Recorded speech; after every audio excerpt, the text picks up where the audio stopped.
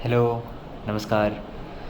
आज हम बात करने वाले हैं कुछ वर्ड्स और कुछ टर्मिनोलॉजीज़ जो बहुत आपने अगर सोशल मीडिया पे देखा होगा, न्यूज़पेपर्स में देखा होगा, तो बहुत ऐसे एब्रिविएशंस और ऐसे वर्ड यूज़ किए जा रहे हैं।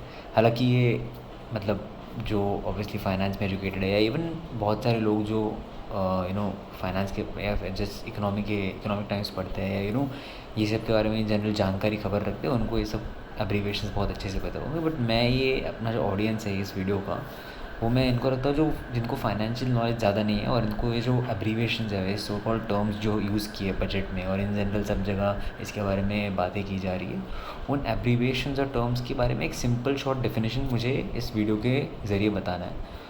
तो ये जो कुछ टर्म्स है जो इस थ्रू आउट बजट 2024 में यूज़ किए हैं, और तो बेसिक लेवल पे मैं आपको एक थोड़ा नॉलेज दूंगा। इसकी डिटेल वीडियोस ऑब्वियसली आपको यूट्यूब पे मिल ही जाएंगे। बहुत सारे अच्छे अच्छे क्रिएटर्स ने बनाए हैं वीडियोस, काफ़ी बेहतर और काफ़ी अच्छे बनाए हैं। मैं आज बहुत ही सिंपल वीडियो जस्ट एब्रीविएशंस को एक्सपैंड करके जस्ट एक बेसिक डेफिनेशन उन सबके देने वाला हूँ। तो अगर आपको बिल्कुल भी मतलब बहुत ही कम मतलब ये सब के बारे में आपको ये जो स्पेसिफिक टर्म्स हैं उनके बारे में अगर आपको आइडिया नहीं है, तो आप ये वीडियो पूरा एंड तक देख लीजिएगा।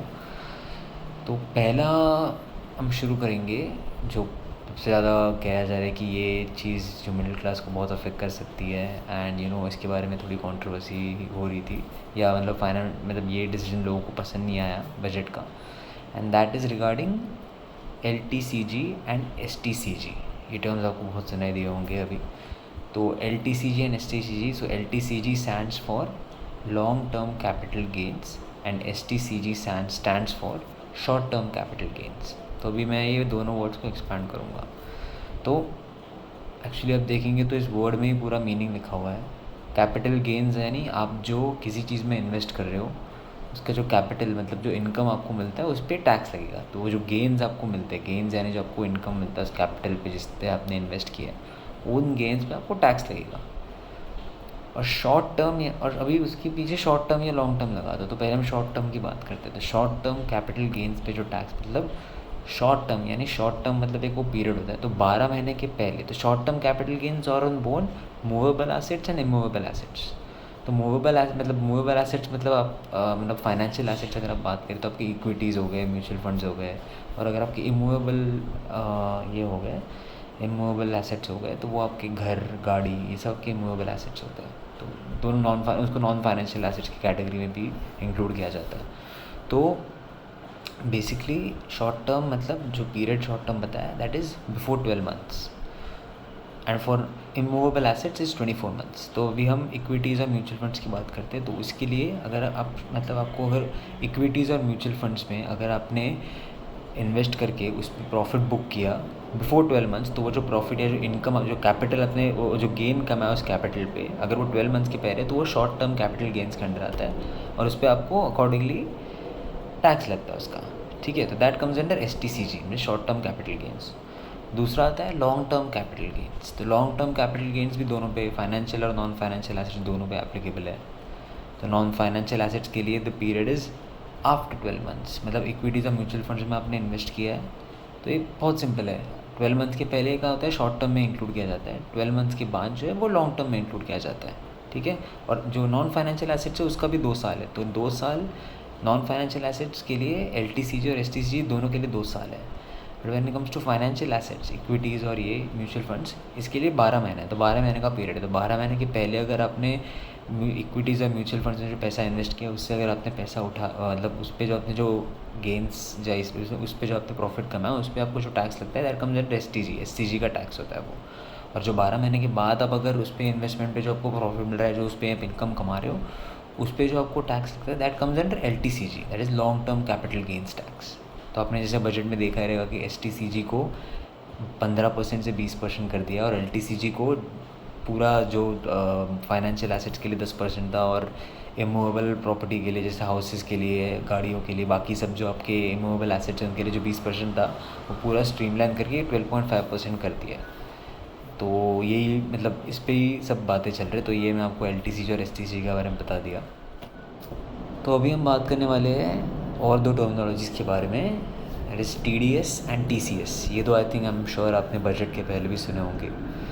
तो TDS stands for tax deducted at source and TCS stands for tax collected at source. तो TDS पहले हम बात करते हैं उसके बारे में। तो बहुत सिंपल टर्म्स में बताता हूँ। तो इमेजिन आप एक एम्प्लॉई हो और जब towards the end of the month जब आपको सैलरी मिलता है एक महीने का अपने बॉस से, अपने एम्प्लॉय से, सपोज़ आपका सैलरी 5 लाख रुपए पर महीना है, ठीक है। तो वो जो 5 लाख रुपए आपको मिलता है तो पूरा 5 लाख नहीं मिलता, उसमें से एक पर्टिकुलर अमाउंट डिडक्ट किया जाता है आपके बॉस से ही, और वो जो फाइनल अमाउंट वो आपको मिलता है वो आपका एक्चुअल जो आपके बैंक अकाउंट में आता है। क्योंकि जो 5 लाख आपका जो मंथली इनकम है उस पर और थोड़े और चीज़ें कट होती है, स्टैंडर्ड डिडक्शन वगैरह वो सब भी लगता है। उसके बाद जो फाइनल अमाउंट आती है that is your taxable income, उस पर आपका पर्टिकुलर टैक्स लगता है, that is TDS, this tax deducted at source.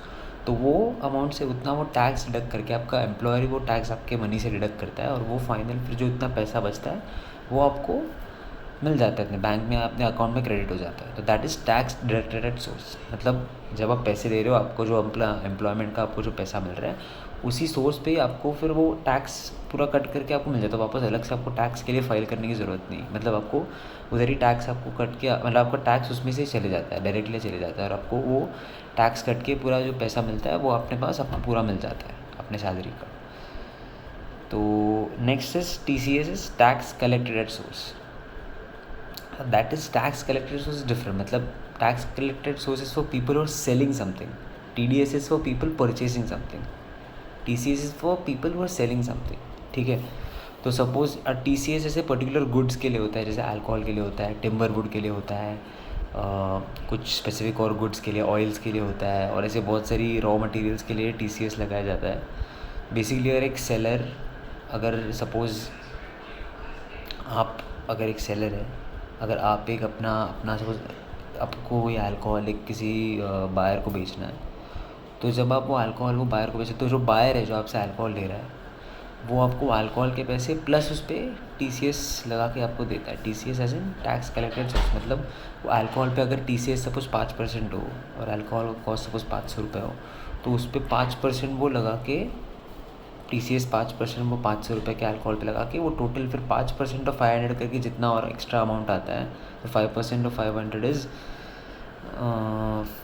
5% of 500 मतलब 500 + 25 विच इज़ 525, दैट वो बायर आपको वो उतना अमाउंट देता है, ठीक है।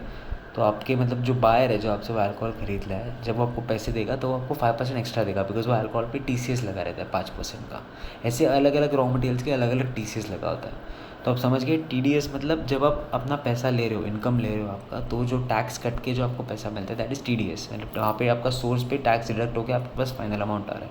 और TCS वो होता है कि अगर आप कोई चीज़ खरीद रहे हो किसी से और वो रॉ मटेरियल पे वो जो भी चीज़ है उस पर अगर TCS लगा रहता है, मतलब एक्स्ट्रा आपको उस जो रॉ मटेरियल है जो भी कुछ ले रहे हो आप उससे, उस पर आपको एक्स्ट्रा पैसा देना रहता है जो भी वो, और वो जो TCS का चार्ज रहता है वो हर एक रॉ मटेरियल के लिए या कोई भी चीज़ हो, कोई भी गुड्स हो, उसके लिए फिक्स्ड होता है। जैसे अल्कोहल के लिए मैंने बोला कि 5% है, तो अल्कोहल का जितना सपोज 500 रुपये दे रहे हो अल्कोहल के लिए, और ये मैं बहुत एग्जाम्पल के तौर पे कह रहा हूँ, अलग अलग स्लैब्स होते हैं। तो अगर 500 रुपये का आपने अल्कोहल लिया तो 500 प्लस अगर उसका प्लस उसके ऊपर 5% का TCS है, तो आपको 500 + 25 मतलब 525 देना पड़ेगा उसको, तो एक्स्ट्रा 25 रुपये आपको देने पड़ेंगे उसको TCS की। That is the difference between TDS and TCS, tax deducted at source and tax collected at source. तो अभी हम बात करेंगे कुछ टैक्स सेविंग स्कीम्स के बारे में। वैसे तो बहुत सारे टैक्स सेविंग स्कीम्स होते हैं, बट मैं ये 3 प्राइमरी टैक्स सेविंग स्कीम्स की बातें करूँगा। प्राइमरी जो मतलब ये बजट के इसमें काफ़ी हमको सुनने को मिले, एंड पेपर में भी आ रहा था इसके बारे में काफ़ी आर्टिकल्स, एंड जनरली थोड़ा अभी मतलब इसके बारे में काफ़ी डिस्कशंस हो रही थी। इसके लिए मैं आपको इन 3 स्पेसिफिक टैक्स सेविंग स्कीम्स के बारे में अभी आपको जानकारी देने वाला हूँ। तो ये 3 टैक्स सेविंग स्कीम्स जो है वो है PPF, EPF and NPS। PPF stands for public provident fund. तो पब्लिक प्रोविडेंट फंड मैं आपको एक्सप्लेन करता हूँ। बेसिकली पब्लिक प्रोविडेंट फंड यानी आप एक पर्टिकुलर बैंक में, फॉर एग्जांपल ICICI, HDFC, कोई भी SBI, किसी में भी अपना एक पब्लिक प्रोविडेंट फंड खोल सकते हैं। उसमें आप हर महीना अपने एक सैलरी से कुछ पर्टिकुलर अमाउंट उस फंड में डाल सकते हैं, ठीक है। एंड वो फंड अक्यूमुलेट होते होते कुछ पर्टिकुलर अमाउंट ऑफ सालों के बाद आपको वो क्यूमुलेटिव अमाउंट आपको एक साथ करके कलेक्ट करके आपको मिल जाता है वो। बेसिकली पीपीएफ का यही है कि आप अपने सैलरी से कुछ एक पर्टिकुलर अमाउंट वो फंड में डालते हो, और मिनिमम एक लॉकिंग पीरियड होता है 15 साल का, मतलब 15 साल के पहले आप वो अमाउंट विड्रॉ नहीं कर सकते accept in cases of emergency. उसके अलावा आप वो विड्रॉ नहीं कर सकते, तो 15 साल बाद ही आप वो विड्रॉ कर सकते हैं। तो अगर आप 15 साल तक ऐसे छोटे छोटे अमाउंट्स वहाँ पे एक्यूमुलेट करते हो तो इन एंड जो भी आपको अमाउंट उसमें कलेक्ट हुआ रहता है वो आपको वैसे का वैसा मिल जाता है वापस। So that is PPF, that is public provident fund. Second हम इस पे आते हैं that is EPF, that is employer provident fund. Employment provident fund क्या होता है? बेसिकली अगर आप एक सैलरीड एम्प्लॉई है, ठीक है, तो ये सिर्फ सैलरीड एम्प्लॉयज़ के होते हैं। पीपीएफ सबके लिए होता है, EPF is only for salaried employees. You need to be work in a company and you should draw salary to be applicable for that. EPF क्या होता है कि आप अपने कंपनी में एक अपना फ़ंड खोलते हैं, तो अब आप कंपनी जो आपको सैलरी देता है उसमें से एक पर्टिकुलर अमाउंट आप उस फंड में एलोकेट करते हैं, एंड सामने से जो कंपनी जिसने आपको हायर किया है वो भी एक पर्टिकुलर अमाउंट इस फंड में डालता है। वो भी आप कुछ ऐसे वो fund every year by year वो अक्यूमुलेट होते जाता है, एंड देन साइमल्टेनियसली कुछ सालों बाद आप वो फंड विड्रॉ कर सकते हैं। इसका भी सेम वही लॉजिक है कि जब तक आप कंपनी से रिज़ाइन नहीं करते, आप कंपनी छोड़ के नहीं जाते, तब तक आप वो फंड विड्रॉ नहीं कर सकते accept in cases of emergency. तो ईपीएफ और पीपीएफ का मेन यही डिफरेंस है कि पीपीएफ में आप सबके लिए एप्लीकेबल है वो, EPF is only for salaried employees, and वो उसमें कंपनी भी इन्वेस्ट करता है, तो वो फंड पूरा अक्यूमुलेट होकर एक साथ आपको बाद में मिल जाता है। आप जब कंपनी रिज़ाइन करते हैं, कंपनी से आप मतलब कंपनी छोड़ के अगर जाते हैं तो that is EPF. Third one is NPS. NPS is national pension scheme. तो नेशनल पेंशन स्कीम क्या होता है? तो इसके लिए आपको पहले ओपीएस के बारे में बता दो। OPS used to be old pension scheme. तो 2004 तक ओल्ड पेंशन स्कीम फॉलो की जाती थी, जो सिर्फ गवर्नमेंट एम्प्लॉयज़ के लिए एप्लीकेबल होती थी। जो गवर्नमेंट एम्प्लॉयज़ नहीं होते थे, जो बाकी प्राइवेट कंपनीज़ में काम करते थे, उनके लिए एप्लीकेबल नहीं था ये। बट जब एनपीएस आया तो it was applicable for everyone including government as well as corporate job जो प्राइवेट कंपनीज़ में कर रहे सब लोग के लिए। तो ये काफ़ी बड़ा स्टेप था, बिकॉज एनपीएस को गवर्नमेंट को अट्रैक्टिव बनाना था ताकि लोग और इन्वेस्ट करें वो स्कीम में। तो NPS is basically national pension scheme. तो उसमें ऐसा होता है कि अगर आप टीयर 1 और टीयर 2 ऐसे दो कैटेगरीज होती है उसमें। टीयर 1 में अगर आप अपने एंड से अब पेंशन वर्कर है गवर्नमेंट में, अगर आप अपने एंड से कुछ पर्टिकुलर अमाउंट डाल रहे हो तो गवर्नमेंट भी अपने एंड से कुछ पर्टिकुलर अमाउंट इस फंड में डालता है। और जब आप 60 ईयर्स के हो जाते हो, 60 ईयर्स के बाद आपका रिटायरमेंट होता है कोई भी गवर्नमेंट जॉब से, तो 60 ईयर्स अब कंप्लीट होता है तब वो पूरा फंड आपको मिल जाता है। और 60 ईयर्स के बाद जब आपको वो फंड मिलता है, मतलब उसमें से जो टोटल फंड होता है उसमें से 60% ऑफ दैट फंड आपको डायरेक्टली आपको मिल सकता है, और जो 40% बाकी जो रहता है, जो 40% आपको मंथली एन्युटी के फॉर्म में मिलता है। मंथली एन्युटी मतलब मंथली बेसिकली आप इंस्टॉलमेंट से समझ लीजिए, उसमें आपको मिलता है। वो जो मंथली अमाउंट होता है उस पर आपको टैक्स लगता है। तो 60% आपको डायरेक्टली मिल जाता है, 40% उस अमाउंट का आपको मंथली एन्युटी के फॉर्म में मिलता है, वो टैक्सेबल इनकम होता है आपका, ठीक है। तो ये हम टीयर 1 के बारे में मैंने बताया, टीयर 1 एनपीएस के बारे में। टीयर 2 एनपीएस भी ऑलमोस्ट एक सिमिलर कंसेप्ट है, वो थोड़ा म्यूचुअल फंड्स की तरह होता है, और इसमें कोई आप एनपीएस जैसे अभी बाकी मैंने आपको बोला कि ईपीएफ, पीपीएफ और एनपीएस का जो टीयर 1 कैटेगरी है, इन सब सेगमेंट्स के लिए आपको टैक्स बेनिफिट्स मतलब आप टैक्स रिबेट क्लेम कर सकते हैं। टैक्स रिबेट इज़ बेसिकली आप जैसे टैक्स रिबेट हमारे गवर्नमेंट हमको अलाउ करता है कि इन सब स्कीम्स में मैक्सिमम 1.5 लाख तक का आप टैक्स रिबेट क्लेम कर सकते हो। तो basically tax rebate as in जो आपका टैक्स भर रहे हो आप, उसमें से टैक्सेबल इनकम जो है उसमें से आप मैक्सिमम 1.5 लाख तक आप पैसा कम कर सकते हो। 1.5 लाख से ज़्यादा एप्लीकेबल नहीं है, तो 1.5 लाख तक आप टैक्स रिबेट क्लेम कर सकते हो अगर आपने इन 3 स्कीम्स में इन्वेस्ट किया हो, एनपीएस, पीपीएफ, ईपीएफ। तो ये एक बहुत इंपॉर्टेंट चीज़ होती है। तो टैक्सेबल इनकम आपका उस पर जो जितना आपने टैक्स रिबेट क्लेम किया उस अमाउंट से आपका कम हो जाता है। तो बट टीयर 2 के लिए टैक्स बेनिफिट्स एप्लीकेबल नहीं होते। दिस इज टीयर 2 इज़ जो एनपीएस का category, it's more like mutual funds. तो अभी मैं आपको एक सुपरफिशियल बताऊंगा एनपीएस, ईपीएफ और पीपीएफ के बारे में। तो बेसिकली पहले ईपीएफ और पीपीएफ की बात करता हूँ मैं, फिर एनपीएस पे जाता हूँ। तो ईपीएफ और पीपीएफ जो होता है ये बहुत लो रिस्क इन्वेस्टमेंट्स माने जाते हैं, बिकॉज इसमें जैसे आप पीपीएफ में अगर आप इन्वेस्ट कर रहे हो तो आपका सेफ बैंक में मनी सेफ रहता है। उसमें आप कोई आप कुछ ऊपर नीचे नहीं होता, प्राइसेस ऊपर नीचे नहीं होते, एंड आप ईपीएफ की भी बात करोगे तो ईपीएफ में भी आप इन्वेस्ट कर रहे हो और गवर्नमेंट कंपनी भी सामने से फंड में इन्वेस्ट कर रहा है, तो वो भी एक सेफ़ इन्वेस्टमेंट है। उसमें ज़्यादा आपका पैसे खो जाने की या पैसे को कुछ कम वैल्यू कम हो जाने का कुछ ज़्यादा रिस्क नहीं है। ओनली थिंग इज़ दैट इससे आपको रिटर्न्स कम होते हैं, क्योंकि जितना लो रिस्क उतने रिटर्न्स कम होते हैं, ये आपको पता ही होगा। तो इसके लिए ईपीएफ और पीपीएफ से रिलेटिवली रिटर्न्स बहुत कम मिलते हैं, ठीक है। एफडी जितने रिटर्न्स मिलते हैं मतलब बहुत कम होते हैं। और अगर आप एनपीएस की बात करें तो एनपीएस में रिटर्न्स थोड़े ज़्यादा होते हैं। एनपीएस थोड़ा ज़्यादा रिस्की इन्वेस्टमेंट होता है। वाई? बिकॉज एनपीएस आपको कुछ फंड्स एलोकेट करता है, वो फंड्स इक्विटीज़ और गवर्नमेंट सिक्योरिटीज़ में भी आप इन्वेस्ट कर सकते हैं। मतलब जो आपको फंड दिया जाता है एनपीएस का, वो इक्विटीज़ मतलब मार्केट से लिंक्ड होता है या फिर गवर्नमेंट सिक्योरिटीज़ से लिंक्ड होता है। तो अगर आप इक्विटीज़ में इन्वेस्ट करें तो ऑब्वियसली मार्केट के प्राइसेस के हिसाब से, फ्लक्चुएशन के हिसाब से प्राइसेस ऊपर नीचे हो सकते हैं। इसके लिए वो थोड़ा एक moderate to high risk investment होता है, बट जितना रिस्क ज़्यादा उतना आपको रिटर्न ज़्यादा मिलता है। तो इसके लिए एनपीएस के भले रिस्क ज़्यादा हो बट आपको रिटर्न ज़्यादा मिलते हैं। इसके लिए वो काफ़ी एक अट्रैक्टिव इन्वेस्टमेंट माना जाता है as compare to EPF and PPF. तो अभी हम बात करेंगे न्यू टैक्स और ओल्ड टैक्स रिजीम के बारे में। तो दोनों के बीच में हम कंपैरिजन करेंगे। तो साल 2020 के पहले तक ओल्ड टैक्स रिजीम फॉलो किया जाता था। तो बेसिकली उसमें एक सर्टेन अमाउंट ऑफ प्रोविजंस थे, और उसमें अभी मैं आपको स्क्रीन के सामने फ्लैश करूँगा इमेज। तो जैसे कि आप देखते हैं, हम ओल्ड रिजीम के बारे में भी देख रहे हैं। तो ओल्ड रिजीम में आप देख सकते हैं कि अप टू 2.5 लाख अगर किसी का सैलरी हो पर एनम, तो उसको टैक्स पे करने की ज़रूरत नहीं है। उसको टैक्स एग्जेम्प्ट हो जाता है कम्प्लीटली, वो टैक्स स्लैब के अंदर नहीं आता। 2.5 लाख के बाद अगर किसी की सैलरी हो जैसे 2.5 to 5 lakh, 5 to 10 lakh, above 10 lakh, तो वो टैक्स स्लैब में उनको एक पर्टिकुलर अमाउंट ऑफ टैक्स देना पड़ता है अपनी इनकम का। तो जैसे आपकी सैलरी बढ़ती है, जैसे आपका इनकम बढ़ता है, जैसे आपको प्रमोशंस मिलते हैं, जैसे आपका इनकम बढ़ता है, वैसे वैसे आपका अमाउंट ऑफ टैक्स जो आप पे, अमाउंट ऑफ टैक्स लायबिलिटी जो है, मतलब इतना टैक्स आपको पे करना है गवर्नमेंट को, उसका अमाउंट भी बढ़ते जाता है, जैसे आप स्क्रीन पे देख रहे हो। तो ये वो ओल्ड टैक्स रिजीम। और ओल्ड टैक्स रिजीम में आपको कुछ डिडक्शंस और एग्जेप्शंस भी अलाउ किए जाते थे। न्यू टैक्स रिजीम में जैसे आप देख रहे हो अभी 2024 के बाद जो भी थर्ड कॉलम में आप देख रहे हो, न्यू टैक्स रिजीम में आप देख सकते हैं कि अप टू 3 लाख का एग्जेम्पशन है।